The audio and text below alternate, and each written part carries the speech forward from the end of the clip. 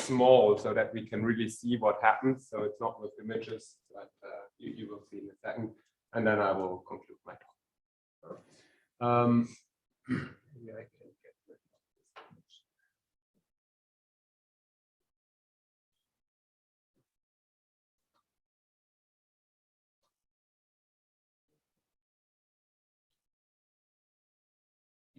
this image. No, not.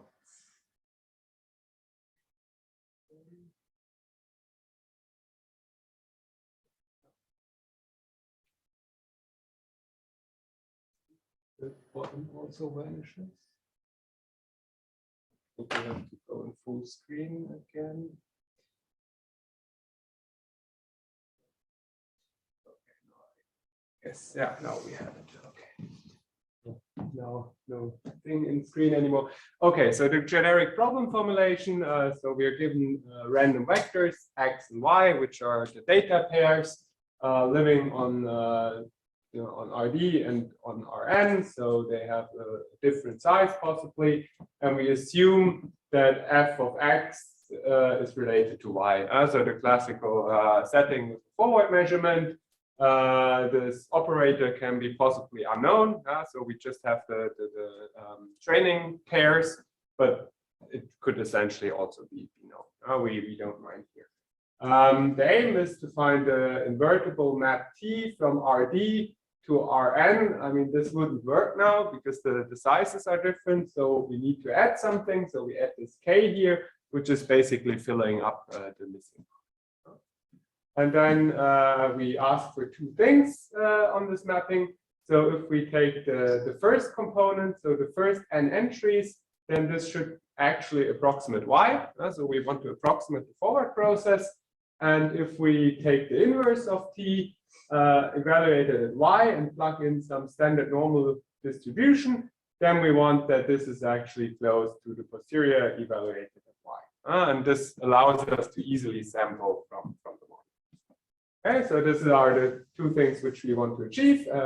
So the first key component is we want an invertible map T here. And in this talk, we will use an invertible neural network. And the big question is somehow, how can we ensure that this neural network is stable in some sense? I will illustrate this on the next slide. So we have here a Gaussian mixture model consisting of 8 modes. And then to each mode, we basically assign a color. The color is the label. So we have label green here, we have label blue, we have label purple, and we have label red.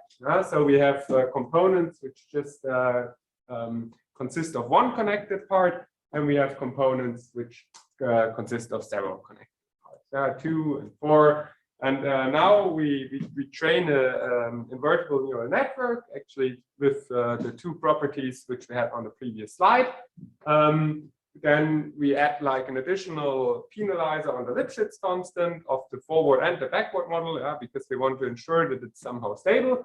And what happens in the end is that we get a sampling like this. If you think about it for a second, it's probably not surprising. You're plugging in the standard normal distribution. This is something which has one mode, it's connected. We apply a continuous transformation to it. So the parts will be always connected. There is no way that this does not happen, or we have to make the Lipschitz constant really large, and things are naturally unstable. So ideally, we would want these points here actually to be gone. And the question is, how can we achieve this? So maybe first a quick reminder, what is an invertible neural network? So this is just a neural network that is either explicitly or implicitly invertible. There are many possibilities. For this paper, we have chosen a network structure of the type T is composed of blocks TL and fixed permutation matrices PI. So these are just somehow ensuring that data is mixed. You will see in a second why this is important, because we set our T as an operator. So we split basically the vector in two parts. We have an upper part and a lower part. And then the layer is basically just doing here it's scaling the x1 depending on x2. And then if we have the result of this, so we get the v1, and then we use the v1 to actually scale the x2. And here the SIs are arbitrary neural networks. We don't need any properties for them. They don't need to be invertible themselves. They don't need certain Lipschitz constants or something. They can just be plain neural networks. They could be convolutional. They can be whatever. And the nice thing from this construction is that, I mean, since these are permutation matrices, they are invertible. And if you make a short computation with these TIs, you can actually show that they're also invertible. They are called the real MVP layers. And here is actually the formula for the explicit inverse. So I'm plugging in V1 and V2, and it's again somehow this two-scale procedure. We start with actually V2 and V1. We plug those in, we get the X2 out, and if we have the X2, we can compute X. You can just plug the formulas into each other. There are many related papers by our work. There's really a lot on the vertical neural networks. We are building in particular on this paper analyzing inverse problems with invertible neural networks, where somehow this framework has been proposed. And we were asking ourselves the question of stability, but there are also, for example, other approaches for getting invertible neural networks with residual neural networks, where we have actually an iterative procedure for inverting things, which sometimes is, which sometimes is a bit unpleasant, because if you do something iteratively, you won't have a precise solution, and your errors will actually stack up. So I think here it's even more important to control the Lipschitz constant, because if this is large and like you're accumulating the errors, then you will have really large problems. I think this is something which is investigated actually also in this paper. You can create conditional versions of invertible neural networks for generation paths, for example, and there's and Max Welling, but there is really a lot more. So this is just a non-exhaustive overview. Okay, then let's come back to the continuous setting. And if you recall what I said on the first slide of the setting, we had two tasks which we want to achieve. So we use two loss terms for this. So we just have a forward fit. So we have the y component of this t. We plug in our distribution x, and this should be close to y. And here we just use the squared loss, which somehow corresponds to a Gaussian noise one. And then the second part is getting more interesting. So how do we ensure that the distributions are actually close? Here we use two loss terms to somehow get a symmetry. So we have the distribution of x, and this should be close to the distribution of t to the power minus 1 applied to y set depending on the parameters u. And we have here this second term, which is basically if we map x forward, then it should be close to y and z. This might be a bit unintuitive at first glance, because if we minimize the conic connection of them then, but like one remark here why this might be unintuitive. So if Lx of u is 0, then the two distributions are the same. So this means that these two random variables are the same in distribution. And since t is invertible, we can just shift it to the other side. And then we just have that y comma z is equal in distribution to t of x with parameters u, which was just our LZ u loss. So it would be 0 as well. So it's in some sense might seem that it's unnecessary to add both, but we will see actually in a second that there is really a difference. Because if things are not 0, you cannot really control them by each other anymore. And I will show this on an example. So if we have make the choice that d is the one Wasserstein distance, we have the two distributions here. They're just reformulated, and we assume that pi hat is an optimal transport plan for the Wasserstein distance between PYZ and PTXU. So this is just the one component of the loss. We assume that T minus 1 is Lipschitz continuous, and then we just plug things in. So we have Lx of U, and just the definition. Then we plug in our formulation of the distributions, like how we can rewrite them. Then we just use that pi hat is some transport. This here is the push forward. This is a transport plan with feasible marginals. You can check this. So if we use this transport plan, we are always greater than the Wasserstein distance. Then we can use the definition of the push forward, plug everything in here. Then we use the Lipschitz continuity of t to the power minus 1. And then we have that pi hat is actually realizing the Wasserstein distance between those two distributions. So we arrive at that formulation. And then we see that Lx of u is only controlled by Lipschitz constant t to the power minus 1 of L times Lzu. So if we really have a bad Lipschitz constant here, then controlling Lz of u does not help for controlling Lx. So this is maybe a small motivation why we need both terms, because really related to this. Okay, then maybe a first result, why this works. I call it perfect training because in practice we will not achieve this. So we still have our setting here from the beginning. These are random vectors. One key component here is we're not assuming that Z is somehow standard normal distributed, and we are not assuming that it's independent of Y. So the set which we choose can really be dependent on the data. Then we have that T is a homeomorphism with T concatenated to X is equal in distribution to YZ. And we have that Ty concatenated with X is equal to Y almost everywhere. So essentially, both losses have to be 0. And practice will not achieve training with both losses 0. But in this ideal setting, we actually have that Px, so this posterior at Y evaluated over some set in the Borel sigma algebra is just equal to the push forward of this measure here. And if we look now, what does this mean? So the delta of Y, this is just you get a Y, and you have the set component here. And usually you choose set as something where you can easily sample from, even if it's conditional Y here. And then this means we sample from this guy, which is easy, and we just need to plug it into t to the power minus 1, so we can. And this is the first implication actually, and as I already pointed out, that the set is arbitrary. And the natural question is, what happens if we cannot train perfectly? So if we just have losses which are approximately 0, then we get a kind of similar result.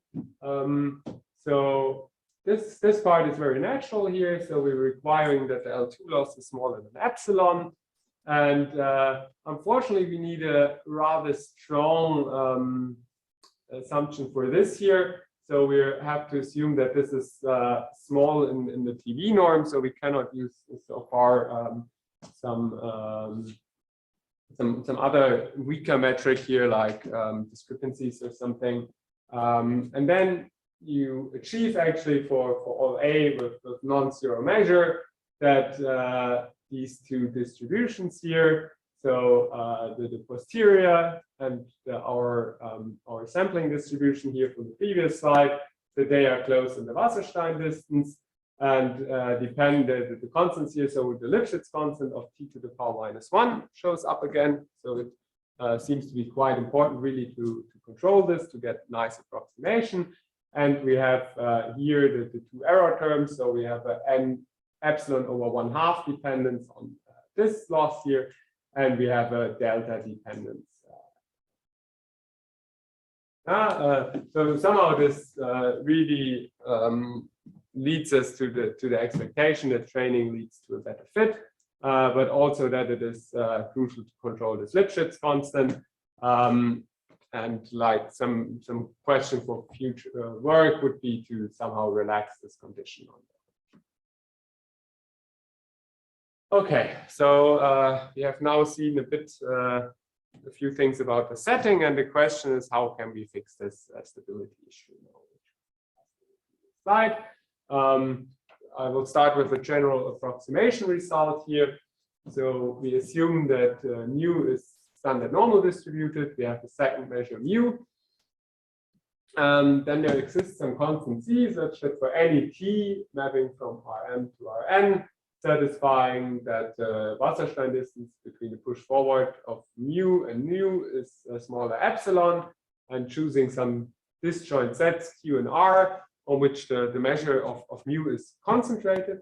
So we have that each of the sets has mass larger than 1/2 over minus delta over 2. Delta will be small, so you have just two regions where the mass is concentrated. For example, think of if you have, for example, a mixture model with two Gaussians, then you will just have the main support area of the one Gaussian as Q and the other support area of the other Gaussian. This would be like maybe one case.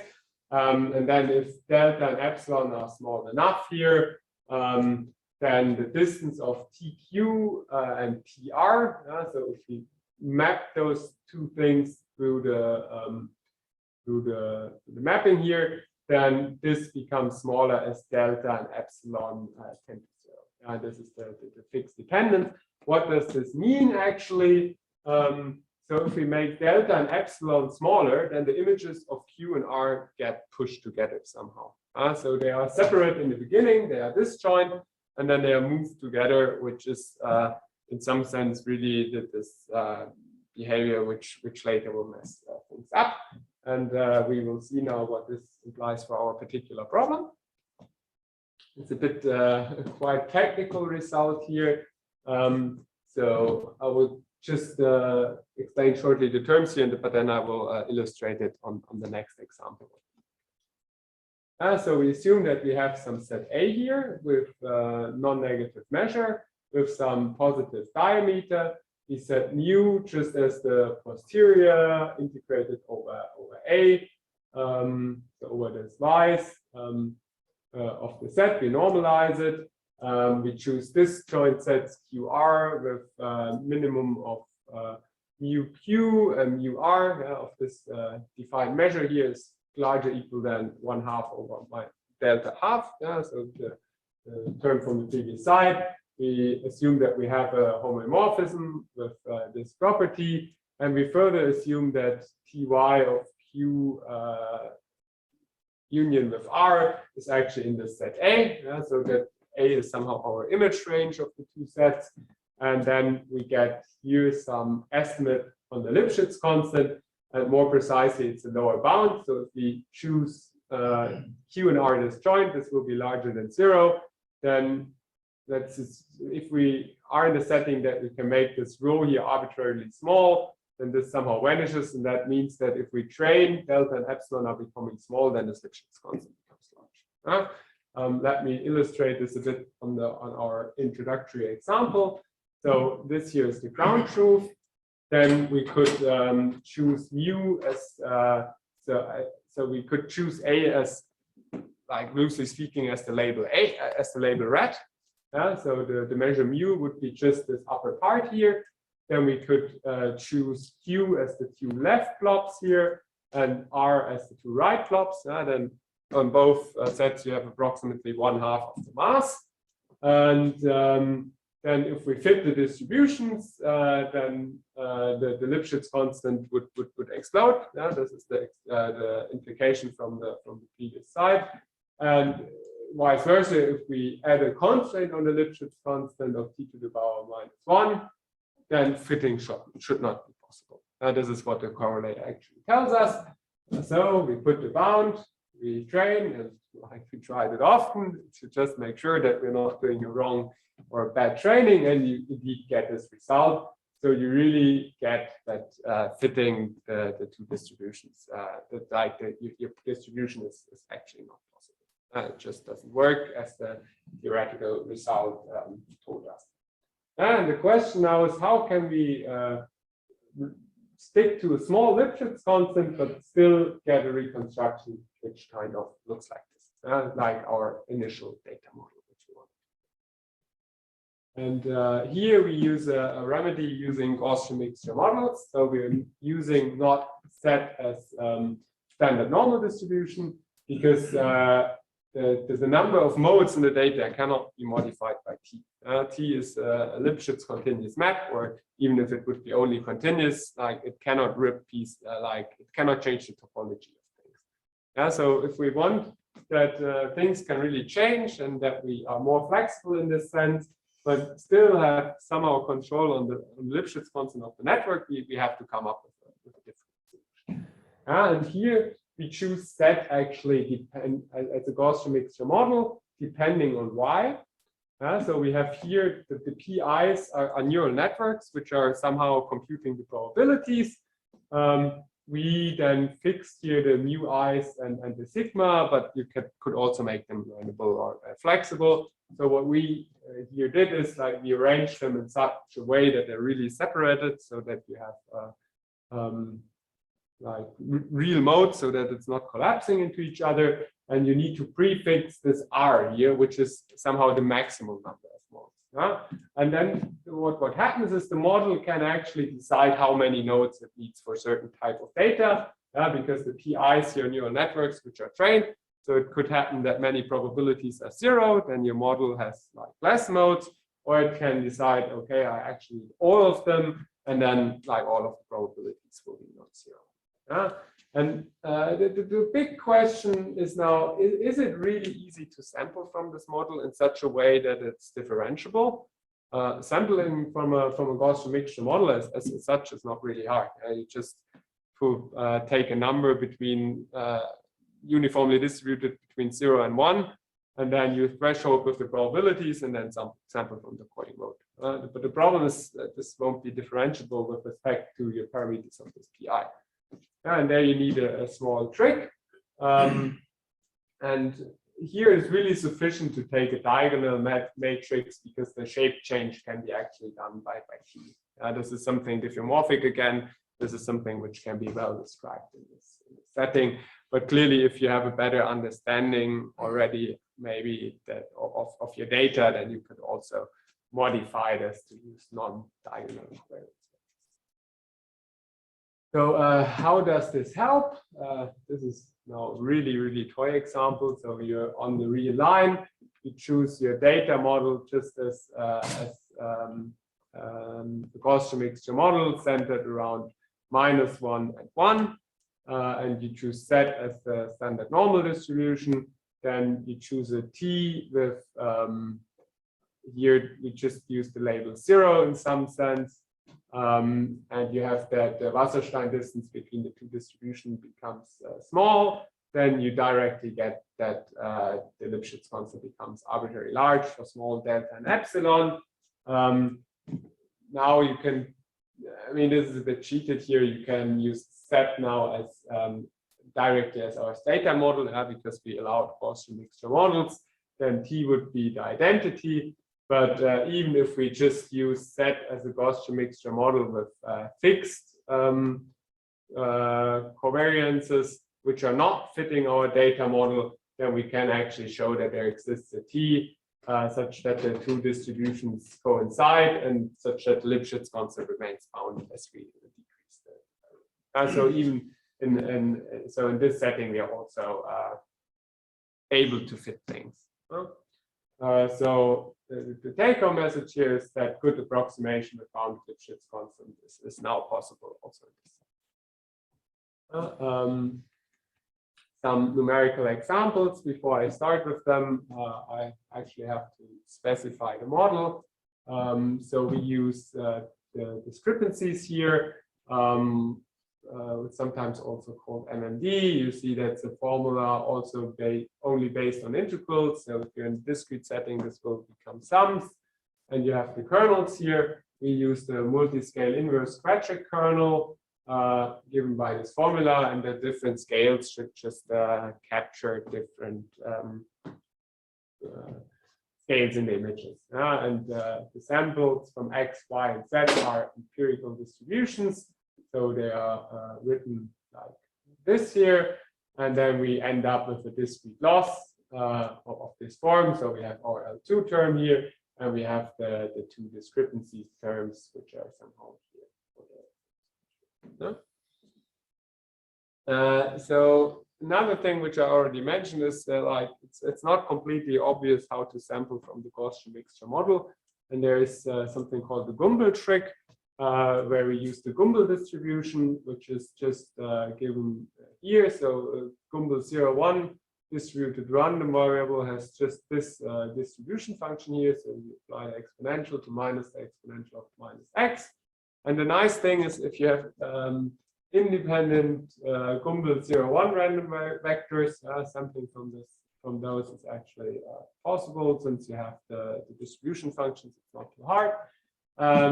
Then we actually have that the probability of the arc max over all yi over gi plus the logits of pi is equal to k is equal to pk. So that this is then equal to this problem. So that we get the max in the ith component has exactly that the kth component is the arc max here has exactly probability pk, and this is somehow a nice setting because if we now would differentiate with respect to pi, then there is at least no randomness anymore. The arc max is still not smooth anymore, but the randomness is in here. So at least this inner part can be differentiated, and since the arc max is not differentiable, we are replacing it with the soft max. And the temperature T controls here the approximation. And if we do this, we get a sample. So then we get actually sampleable way of sampling of the Gaussian mixture. Because then we replace this arc max here with the soft max.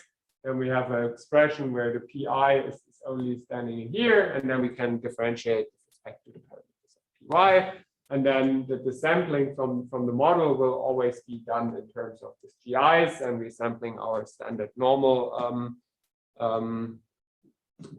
variables, and then we can actually do the training. There are some further necessary modifications for the training, so we have to regularize the Lipschitz constants a bit to really stay in this nice setting. And to force the model to really use the modes, because if you just allow it to do whatever it wants, it usually tends to increase the Lipschitz constant. And something which I don't want to comment too much in the following example is that you usually have to use some padding, because the problem dimensions usually don't fit to each other.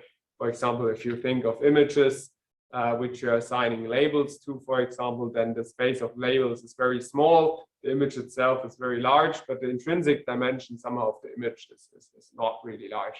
So if you have an image with 900 pixels, then you don't need a distribution with of dimension 900 to describe the image. If you look at MNIST, I think like a 10-dimensional distribution is sufficient to fit them.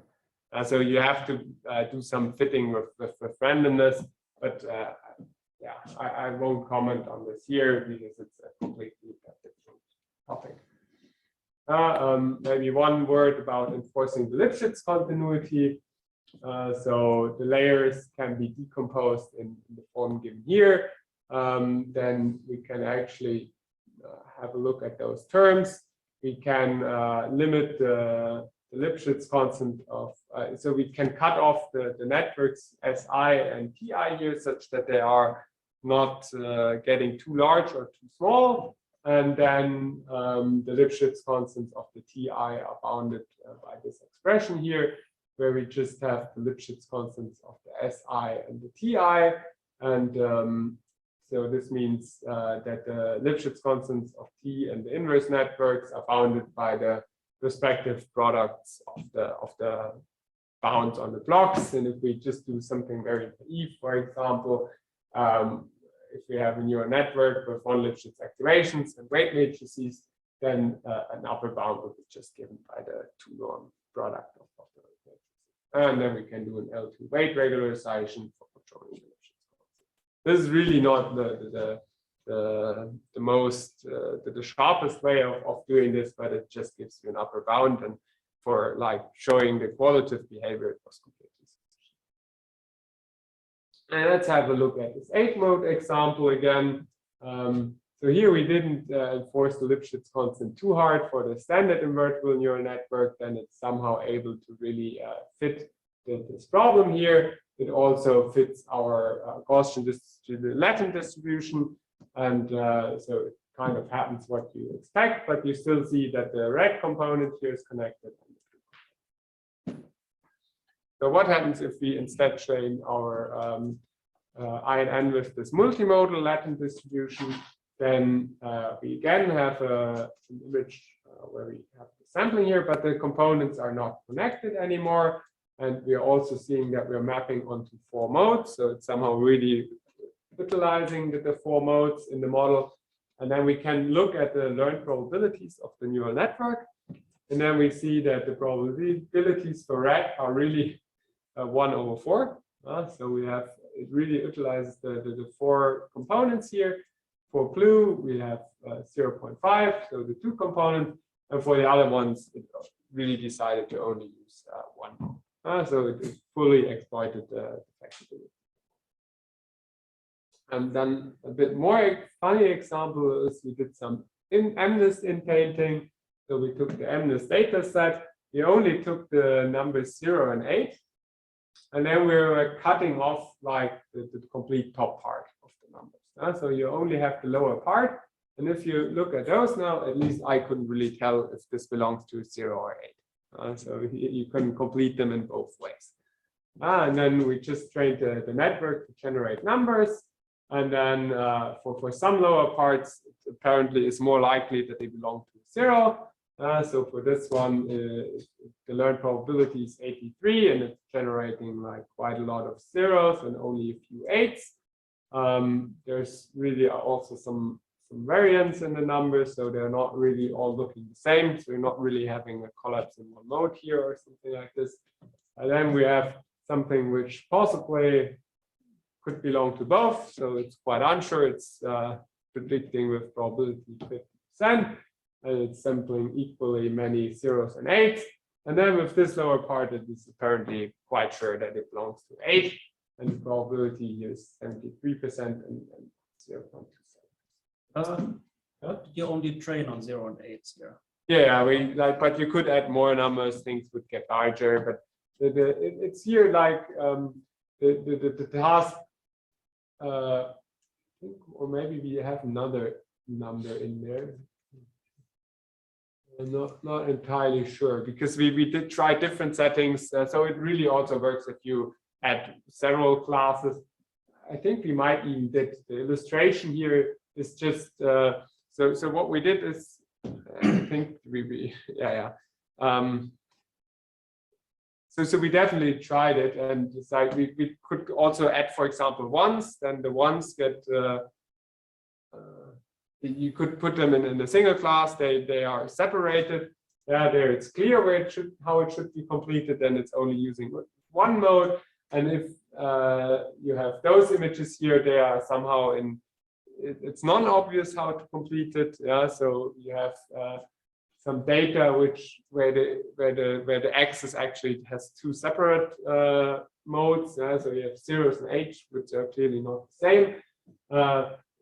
What would happen here is now if you train a standard neural network here, you will invertible neural network without this Lipschitz stability requirement, you would quite often actually have some overlay of 0s and 8s. It's somehow a mixture and it's not cleanly separated.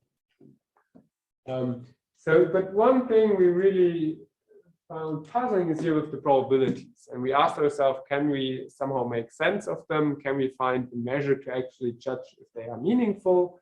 And here we developed just thought of a small procedure. So you just pick 1,000 reference samples from the test set of this lower parts. Then you estimate then we need something to estimate the likeliness of some EY being a 0. And what we do here is we, for all examples here, determine the closeness of Y to the samples, in terms of a Gaussian kernel. And then we just sum all values for 0 samples and divide by the total sum. And so if we are if this y is somehow close to samples which belong to 0, then this likeliness will be actually large. And if it's further away, then the likeliness will actually. And it's just very, very heuristic procedure somehow. We didn't really tune it. And what you can do now then is you can calculate the mean of py minus ey over random samples. And then we got an average error of 0.11, which is way better than if you just assume just the 0 probability, 0.5 probability. I think it would even get better if you kick out some of the samples. Because one problem which sometimes occurs here is like you didn't handcraft the data set. And obviously the numbers have different height. And some numbers are really high up. So if you only take the lower part, then there might happen that they're actually only 1 or 2 pixels. So inpainting from this information is like really impossible. And I think if you would throw out those data points, then things would actually become a little bit better. Because if we compare the estimated probabilities for the previous images, so it was 82 and 0.18. And our learned probability is really roughly the same. If we compare here, the difference is 0.05, and here it's 0.02. So what the estimation gives us is really close actually to what the neural network has learned. And we found this quite interesting because we didn't really tailor the procedure in such a way that it would match this. So in some sense, the network really seemed to have learned reasonable probabilities, how likely is something. This is maybe something which could be of use, and we found it quite interesting anyways. Then I have a last example here of inverse kinematics, where we have a vertically movable robot arm with 3 segments. Can be described in terms of those equations here. So one parameter is we can move the arm up and down. And then it has 3 joint ankles, which we can rotate. And it has segment lengths L1, L2, L3, which are fixed. So we have 4 parameters in this model. And the task is to evaluate the posterior for different arm configurations. Why? So we are in some configurations. Then the question is, how do we have to choose the angles and the height to actually reach this point? And naturally, there are probably quite a few configurations how to achieve. And there you can actually choose a point over here where things are separated. So we can choose different heights here to actually arrive here. We can do just a rejection sampling, which really needs a lot of time, and you have to redo it every time if you pick a new y. But we can also train the standard INN here, where you again see that you have like quite some possible configurations in between, and also the error is higher. You can choose a multimodal INN, where you don't have like the part here in between, and the fit is actually quite nice. I mean, it's not as perfect as the rejection sampling, but what you could still do if you really need a precise result, you could use the INN model here as sampler and put it into the rejection sampling. Because this model, you could expect that it's way more likely to produce reasonable guesses than just using an uneducated guess here. Here you're just putting in random guesses and you just have to reject many samples. If you use something like this, possibly like your rejection rate is way lower. Then we can also pick a point where we only have somehow one mode in the data space, and here the INN is doing as expected quite well, and comparing it with the multimodal INN, I think they're roughly on the same performance level. So it's also able to compete on this for this unimodal. Then let me conclude what we have achieved so far. So we analyzed the training behavior of INNs for inverse problems. We have estimates for this Lipschitz constant depending on the approximation accuracy. We improved the stability by using Gaussian mixture models and regularizing the Lipschitz constant. We have that the learned we have verified that somehow the learned probabilities seem to be indeed reasonable, and we have some proof of concept numerical examples and small scale inverse problems where we have parametric physical problems. And future research topics could be to implement convolutional versions of these networks to test them actually on imaging tasks, so larger scale inverse problems. We could use other latent distributions which are closer tailored to our actual problem. Yeah? So we don't really need to use the Gaussian mixture model if we already know something about our problem.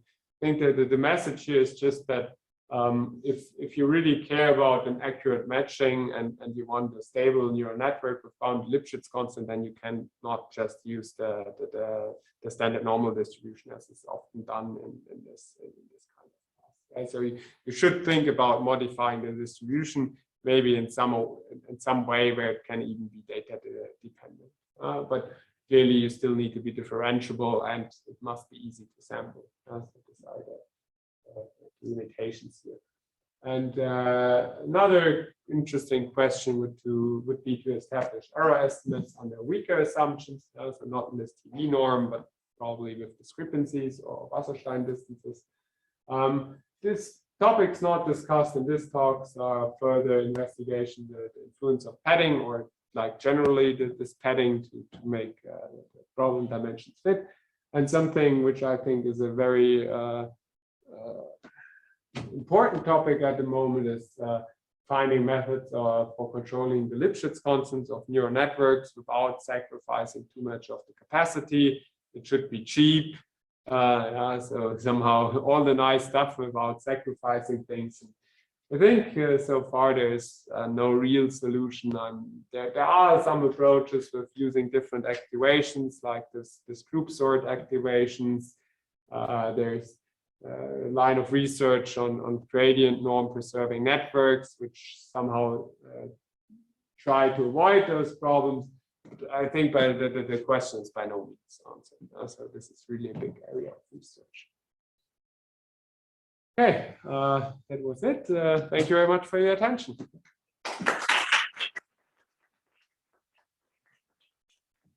Oh, thank you all for a very interesting talk. Any questions? So I have a question about the distribution on the latent space. Yes. So like even the mixed Gaussian model, Yes. Is it very sensitive to having too many nodes on your latent space? So if your data distribution actually just have one node and then you plug in a latent space with 1,000 nodes. I think like if you add 1,000, you will have a problem with training things because you have a large dimension here. And maybe you have 1,000. But like, so we didn't test it with that many, but you can add more than there are actually. So let's say if we are in this setting, I think you could add, for example, 10, and as you have already seen here for the screen part, it somehow then really notices that it only should use one mode. So would that just affect the speed, because you're basically, I think like it makes training harder, because then so I think one thing you would have to do then is you would have to add a regularizer which somehow favors that probabilities tend to 0. I mean, if you don't penalize anything, then the model would do what it wants. So I think the two solutions would be either you have to be a bit careful, because it is sometimes possible that you push nodes into each other. So if you regularize Lipschitz constants in both directions, I think then you should be able to even achieve it without an additional regularizer. Otherwise, you could just penalize the probabilities a bit. So then it realizes, okay, I actually don't need all the modes, and then they tend to 0, and then it also finds out that it should only use 1, 2, or 3, even if you offer it the possibility to use like 10, or if you use 100, it will be probably harder to get the training done. But in principle, I think it is possible. Have you tried any adaptive way of choosing the number? I mean, like, there might be one, but we were So our approach was just capping the maximum number, and then the adaptiveness is somehow in this neural networks, which can be just go to 0, and then it decides, okay, so I could use in principle 10, but I'm only setting 2 probabilities to something not equal to 0, and then it decides to use 2 modes. So this was our way of building in the flexibility here. Probably for many problems, it actually already suffices to set the maximum number relatively small. The thing is quite nice that you can control that you don't have enough nodes, right? If you haven't fit the data. Yeah.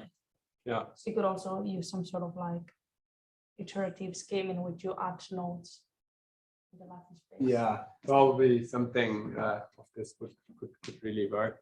It's more like, I think that the important observation is that you can choose things with different modes here, and that you should choose the set really dependent on the data to be flexible enough to adapt actually to different data points, and that this can actually then improve the construction quality. I think there was a message on the chat. Oh, thank you. That's really interesting.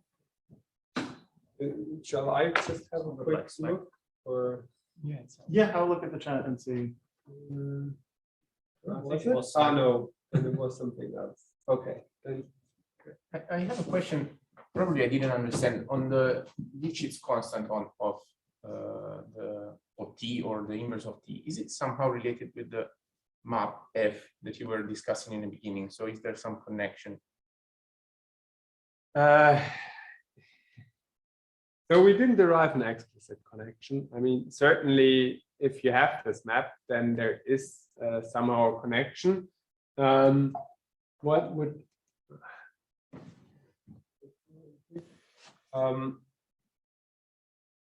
it should work now again. I mean, like you have that it's the Lipschitz, the estimate here is depending on this distribution, and implicitly you have the T in there. So from my intuitive point of view, what does this mean? So if T is very ill-conditioned, you cannot approximate it in such a way. You cannot accurately approximate it such that that you precisely get the inverse, because, like, I mean, it would be, it just cannot happen. But like, from my understanding, what would happen is, like, you cut off, basically, if you think of the singular values, you will cut off those which are very close to 0. Yeah, you only try to approximate the part with larger singular values, and the operator part corresponding to this lower singular values will then actually be parametrized by your Latin distribution. Yeah, so it knows it has this large singular values, then inverts things, then it already knows, okay, this is my basic setting of the data. And then there is like the rest, like the remaining flexibility in this posterior, and this is then modeled in terms of the set, which somehow ensures that the Lipschitz constant behaves like somehow nicely. Yeah, so in some way you force the model to cut off. But to get back to the initial question with the estimate here on the inverse of the Lipschitz constant, I think deriving an explicit one on the condition number of F or something would be really hard. We thought a bit about the question, yeah, but clearly it's closely related. If you have something very ill-posed, then things will get worse. I was wondering, maybe if you have like a problem that is of course ill-posed, but maybe you have some conditional stability, maybe further stability or Lipschitz stability. Yeah. Since it's like maybe a local result, maybe you can use those kind of conditional stability estimates to do something. I don't know. Yeah, probably you could use it for deriving other theoretical stuff. Yeah, I think implementation-wise, I'm not sure if it helps you too much, because we're not using the so far the construction relies on just having the data pairs.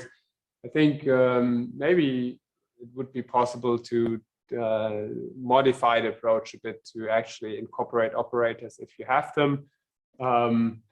but this wasn't something which we thought too much of. I mean, it originated from a master thesis, and we didn't want to overload the student with work. I think he had already quite a lot to do with this stuff. It was by no means trivial to implement everything, and yeah, so at some point I told him that he did a good job and that I won't force him to do more. Okay. Other questions? Well, if not, then let's thanks so much again.